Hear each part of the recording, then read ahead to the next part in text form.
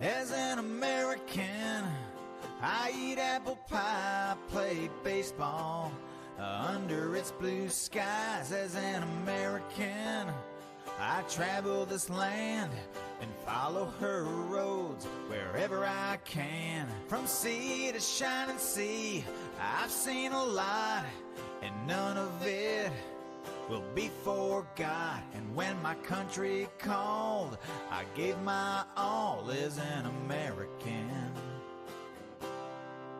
I was born into freedom in a wonderful land of mountains and plains, rivers and lakes. Forever American is what I am. A past as rich as any can be. My father's worked hard to give this to me. I love this place I come from. To live another way I cannot foresee. As an American,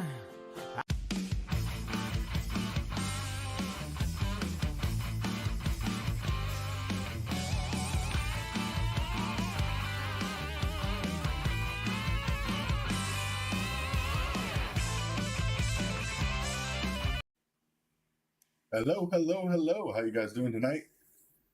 Hi, Richard. Hi, Debbie Martin. Hi, Alex. Hi, Debbie Rogers. Hi, Tia. Hi, Teresa. Hi, Linda. Hi, Nana. How you guys all doing? Hit that share button. Get us out there as far as possible so people can find us out there live.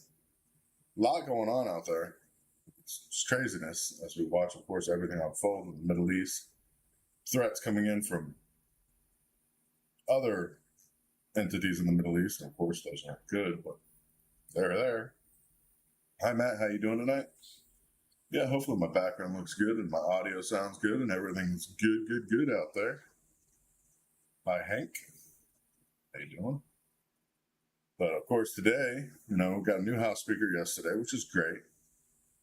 The House did pass a climate program or a budget, of course. The budget has big cuts for renewables, though, and home electrification rebates. It should. Our government's hemorrhaging money at an alarming rate. On the other hand, boosting spending about 8% on energy departments' nuclear facilities, which is good. The bill passed today with 210 votes to 199. The second piece of legislation to pass since Mike Johnson took the gavel. It's not expected to become law because, of course, Biden has threatened to veto it already. But it stakes out GOP's position as budget negotiations continue. The bill is, of course, going to cut a program from the Inflation Reduction Act that gives rebates to consumers that purchase electrical appliances, which is just ridiculous. The IRA program, of course, that helps states and cities adopt climate-friendly building codes, and a large chunk of funding for the Department of Energy's efficiency and renewable energy rebates, renewable energies. And that's what it should be. We should be cutting those spendings.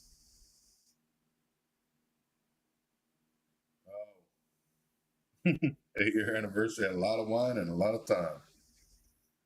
But watching, of course, everything unfold, with the auto workers strike and, of course, auto executives coming clean now, saying EVs are not working. They are not an efficient way to go forward. At the earnings this week, several auto executives pulled back on EV targets, and dealers warning that slowing EV demands for months. It's a pretty brutal space as we're watching it all unfold. Signs of the growing industry slowing sales. Of course, the auto industry execs admitting this week that their ambitions for electric vehicle plans are in jeopardy, at least in the near term. And that means Biden's agenda for an all-electric car market by 2035 is pretty much non-existent at this point, which is pretty much what we thought was going to happen in the long run. Concerns about viability of these vehicles, especially in the multi-billion-dollar electrification strategy, is at risk. Among the surprising hand-wringers, of course, GM's Mary Barra, historically one of the automotive industry's most bullish CEOs on the future of electric cars. GE, of course, has been an early mover in the electric car market, selling the Chevy Bolt for 7 years, making bold claims about a fully electric future for the company, long before their competitors got on board. We're watching, of course, this third quarter earnings call as GM is stuck with a more sobering tone. The company announced its quarterly results, of course, abandoning targets to build 100,000 EVs in the second half of the year and 400,000 by the next 6 months of 2024. GM says those targets are not achievable, not even near achievable anymore. As we get further into the transition to EVs, it's becoming more bumpy of course, materials aren't available. The prices are going up. Yeah, burning down car parks and buildings. Yeah, they don't like that over there for some reason. I think the proper motivation would be go to like South America, what they're doing there with the Exxon plant and taking hydrogen and making hydrocarbons out of the air.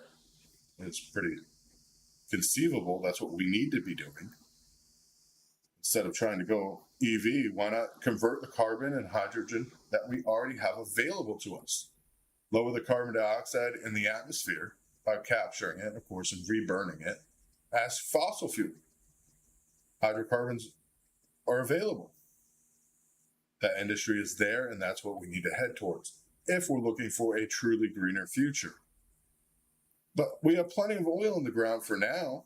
There's no reason to rush and, of course, force these EVs or electric vehicle manufacturing, electrify the United States. Plug-in vehicles, of course, aren't showing a significant upturn in the markets. The batteries don't last. Fortunately, everything wears out. And who wants to pay another $20,000 for a battery when the car is 8 years old? You don't. Cut back on, could be attributed to election. No, this cutback's happening whether we like it or not. Updates, of course, on the main shooting suspect as relatives call for surrender tonight. At least 18 people were killed in the mass shooting in a restaurant and a bowling alley in Lewiston, Maine last night, sparking massive search for a person of interest who is a trained firearms instructor. Not only that, he is a Army reservist. Our authorities are urging residents to lock themselves in their homes, and schools announced closures today. Of course, following these updates, police are searching for the person of interest. What we know about the subject and where the shootings happened so far is not much. This is the 36th mass cat killing in the United States this year.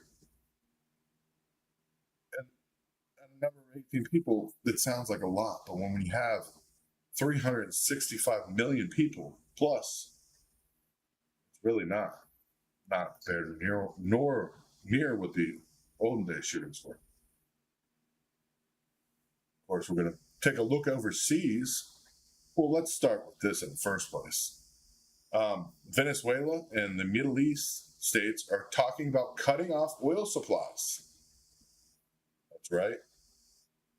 As they warn that Middle East oil supplies to the international markets could be disrupted if the war between Israel and Palestinian groups such like Hamas escalate to the point involving other states in the region.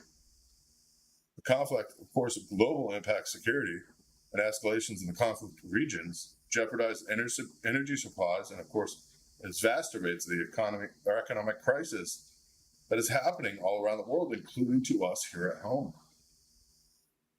Providing further conflict, of course, as everything's happening, calling for an immediate ceasefire and prisoner swap to end the bloodshed against the civilians in the Gaza Strip. As amidst Israel bombings, the Palestinians have no place but their land.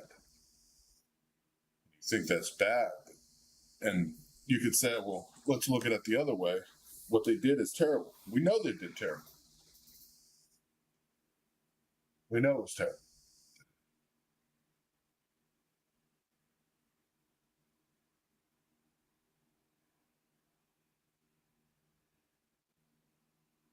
I don't know about that 80-20 confirmed did. I don't know what you're talking about there, but yeah, and that was after bombs were dropped on Gaza. I know you sent me that video earlier. It's sad. But what we're looking at is like 1973, the oil embargo against the U.S. and other countries that supported Israel that led to long lines at gas pumps and devastating the economic impacts. Only about 12% of U.S. crude imports came from the Middle East at that time. It's a big concern.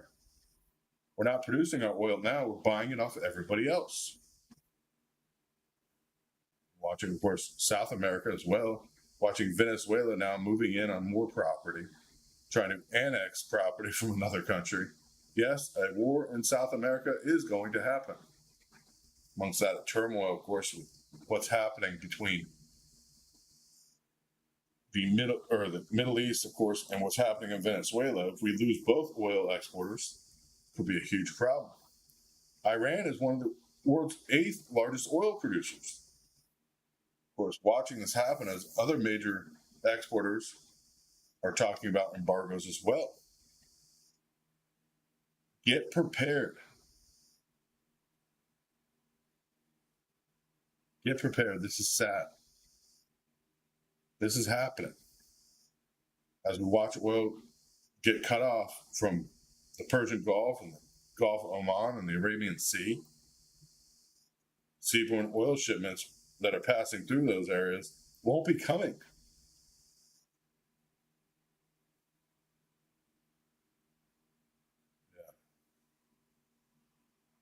Yeah. Linda, I don't even know how that's possible. It's confusing what's being said and not being said. But of course, Biden is supposed to meet with the new Speaker of the House, Mike Johnson, at the White House to discuss aid for Israel and Ukraine. You know, Joe Biden is planning on meeting with him, and along with Democratic leader Jeffries, which is just retarded as far as I'm concerned, for his request for $1.6 billion for Israel and Ukraine and other national security needs. This is ridiculous because Johnson, a strong, staunch conservative ally with Donald Trump, has shown little interest in providing money from Congress to support Ukraine in its war against Russia. Biden, of course, met briefly with Johnson and with Jeffries before the House leadership joined a classified briefing with other congressional lawmakers on the assistance package, according to the White House, saying that it was a productive meeting. Johnson told White House reporters back at the Capitol. I enjoyed my visit with the president, he stated. This is crazy. He's not for it, and of course, the government has to get on board. I'm watching what's happening on Iran and Gaza right now. I don't know if you guys know, they have started putting troops into Gaza Strip. Tensions are rising in Israel as Israel's troops are entering Gaza Strip for the 3rd time since the war started. There have been brief encounters since. More airstrikes, of course, have ravaged the Gaza Strip, leaving it look more like a wasteland from space as residents are running out of food, water, and other supplies.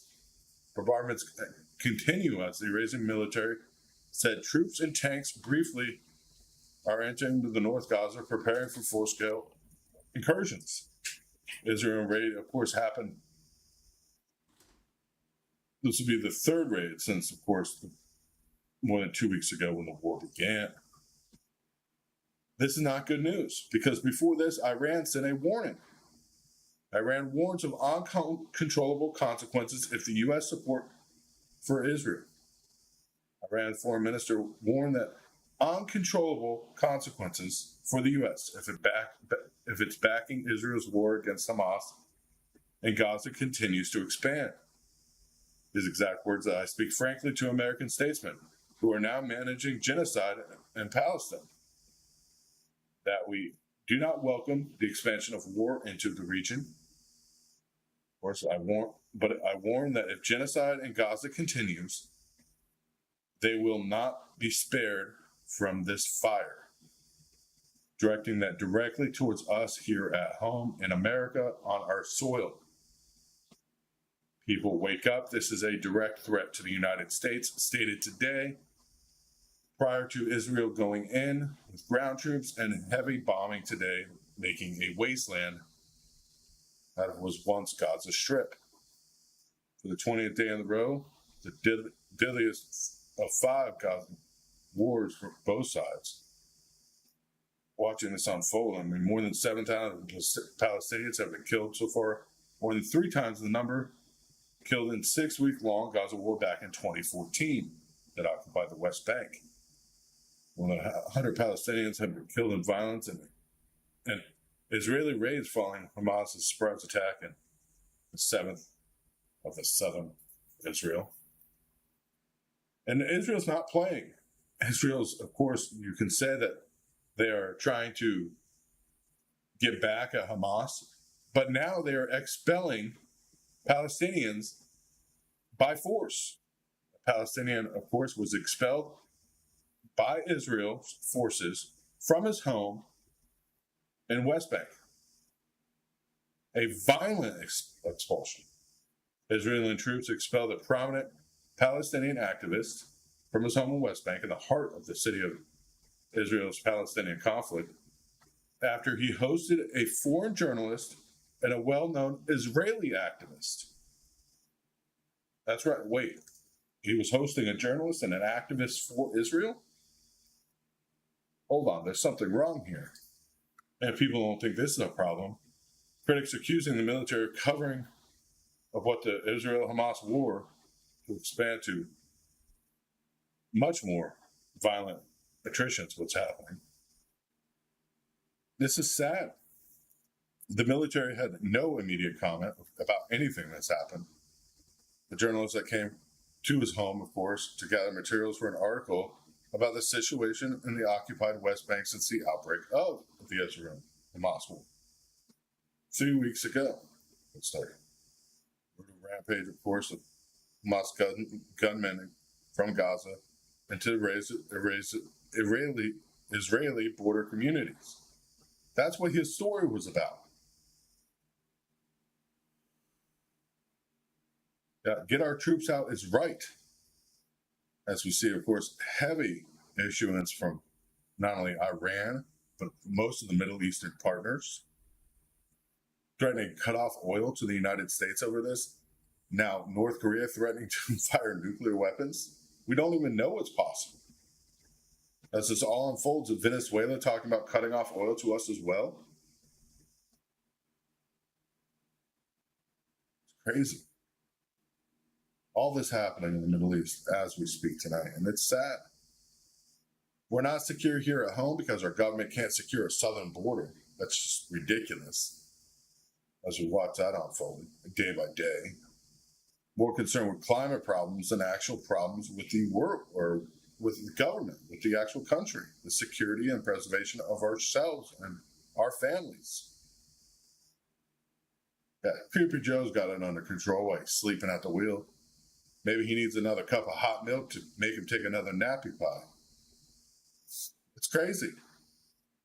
Watching this unfold, we need to know what's happening. Our fleet of drones, no, they're not nuclear capable, unfortunately. We have fleets in the Middle East right now. And I'm going to talk about this for a minute because I think it's important. In the Mediterranean, our fleets, of course, and missile ships are arriving there as we speak.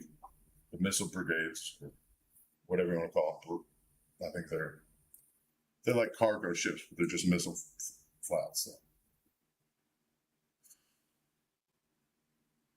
Yeah. But those, of course, arriving in the Mediterranean tonight. And then finding more about the Chinese vessels that China sent. They sent, of course, two older vessels that are non-digitally interfaced, like modern vessels. These are pre-World War II vessels, along with 4 modern vessels. Meaning that if a nuclear arm were to be fired and, of course, intercepted midair, and an EMP were to happen, what would happen to our fleet?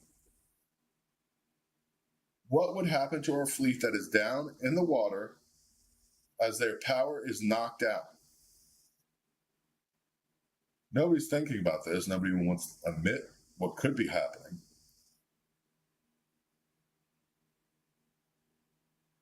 Israel's looking for revenge. But of course, if we intercept one of these nuclear missiles going if somebody does fire nuclear missiles towards Israel and we intercept it and we decide to kill our own power and our ships, they'll be lying dormant in the Mediterranean with 2 Chinese vessels that can easily strike because they will not be dormant. They're not diesel electric, they're direct drive diesel ships.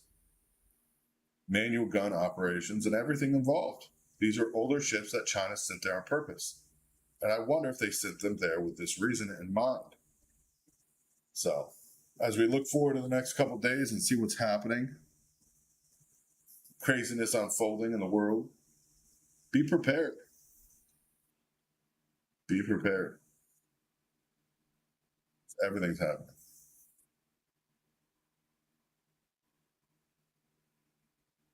Alex, that's not necessarily true, and I wish I could talk more about that, but unfortunately, that's releasing too much information. China definitely is ahead of this problem. Let's just say that. Most of our ships have nuclear generators on them. If you get hit with an EMP with a nuclear generator, most times it overheats and melts down, which is a huge concern, even with hardened EMP devices. That's the major concern with our ships right now. But God bless you guys for being here. God bless America. Of course, following everything that's happening in the world. Share us out there as much as possible. Get people to know what's happening. As, of course, things heat up here at home and in the Middle East. We have to be prepared. China, yeah, they're using what happened to get what they can.